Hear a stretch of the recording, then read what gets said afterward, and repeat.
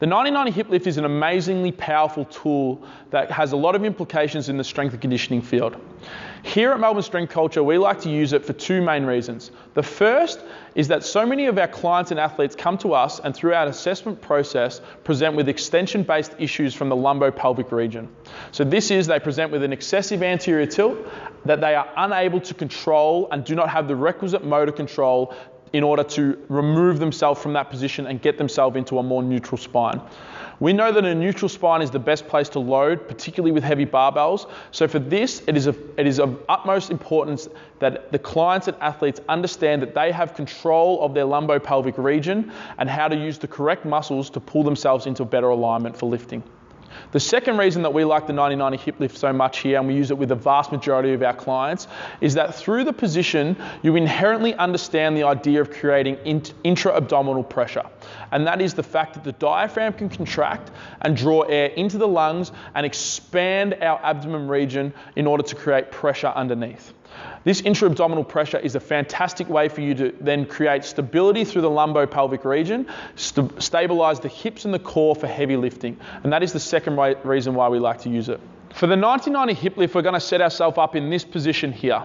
So Charlie has his heels up on a box or a bench that allow his legs to create a 90-degree box with the bench and the floor. From here, we're going to take a small roller and place this between his knees. We're here using a 15 centimeter diameter roller. However, if you have a small ball or a rolled up towel or a jumper, that will work fine as well. All we're looking for with this is to squeeze this roller with around about a 25% of total contraction of the adductors. So just enough that if I try to steal the roller, I can't get it away from him. So that's perfect there. For this setup here, we're also using a small headrest for Charlie. This just allows for easier inhale and exhale capacity through the neck and the airways of the neck and mouth. Once we've set up for the 90-90 hip lift, this is this position, I'm going to cue Charlie to have his hands flat by his side, and I'm also going to cue him to have 3 separate goals. The first goal is to pull his heels down into the bench. What this will hopefully do is contract our hamstrings and will help us lift our tailbone off the floor. So that will be the second thing we're working on, which is rolling the tailbone off the floor.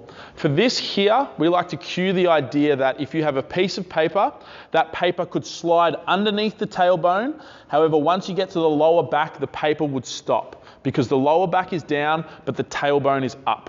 It is a very small lift. We do not want to over-exaggerate the lift, so just move through that. This is too far. If we come back down to the floor, it is a very subtle roll. That's all it is. The third thing is the contraction of the adductors, which is that 25% squeeze on this roller. So I'm going to get Charlie to relax, reset everything, so relax everything, good. And then we're going to cue those first 3 things, which is first, heels down, second, contraction of the adductors, and third, tailbone off the floor. Once Charlie is in this position, this is where we're going to start our breathing. So our breathing is cued in through the nose and out through the mouth. And we're just going to roll through a few breaths here, so keep going through that, Charlie. So what we're looking for with the 90-90 hip lift is, as you breathe in through the nose, we are expanding completely through our torso. So our chest is raising and opening up, but also our stomach and diaphragm is contracting in order to push pressure into our stomach. So in through the nose, Charlie opens up very well, and then out through the mouth, that reverses. So everything comes down and draws back in on itself. Keep going through, a couple more sets, so a couple more breaths. In through your nose, and out through your mouth. And relax. So for this demonstration, we're going to do 3 sets. So that was set 1. That was really good. This next set, we're going to give Charlie some cues to work with to improve his breathing even further. For that, we're going to try and make sure that every single breath gets bigger than the one before. So each successive breath should get bigger in this position because the diaphragm is in such a powerful position to work, which means more air can come in and more air comes out on every single breath. That's the first cue for Charlie this set. The second cue for Charlie this set is if I put a mirror in front of his face, I want him to huff the mirror in front of him. So fog that mirror up as best as he can. So again, for the setup, we're going to go heels down, squeeze of the roller, tailbone off the floor. And then we're going to breathe again. 5 breaths. In through your nose, expanding, and then out through your mouth. Huff that mirror, get nice and small. Good. Every breath should get bigger. Inhale. Nice work. We need to make sure that we're constantly checking that the hamstring stays on, the heels are down the bench, and that we're squeezing this roller. Exhale.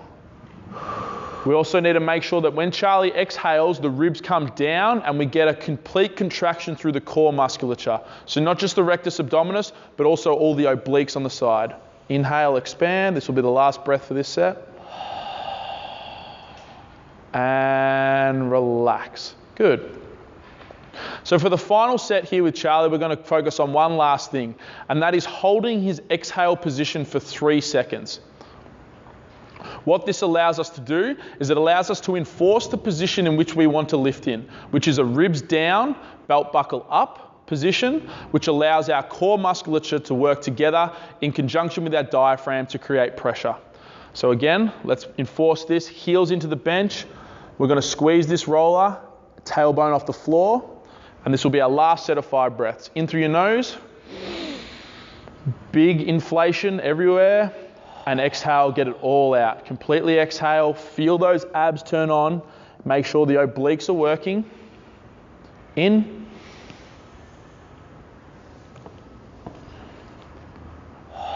Full exhale, full exhale, full exhale. Awesome. Hold for 3 count. 2, 1, and in again. Constantly checking that the hamstrings are on, the roller is squeezed, the heels are down, the tailbone is off the floor. What Charlie's doing a really good job of here is making every breath bigger than the one before, which is what we want. Full exhale, feel the ribs come down, feel that contraction. We're going to do one last breath.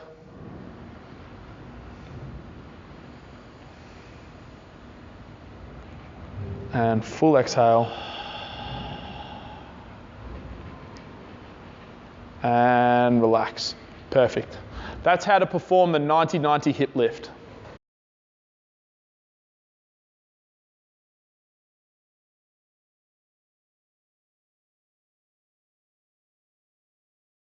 The 90-90 hip lift is an amazingly powerful tool that you can use to improve the efficiency of your movement.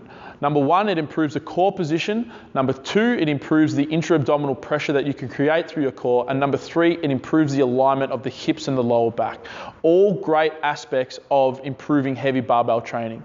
Here at Melbourne Strength Culture, we recommend that you utilize the 90-90 hip lift before and after every session for 3 sets of 5 to improve your positioning before you start to train, but then also improve your recovery post-training.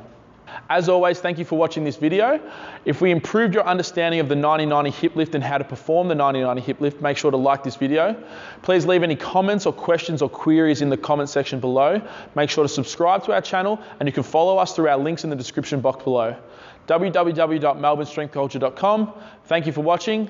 Happy lifting. And as always, welcome to the culture.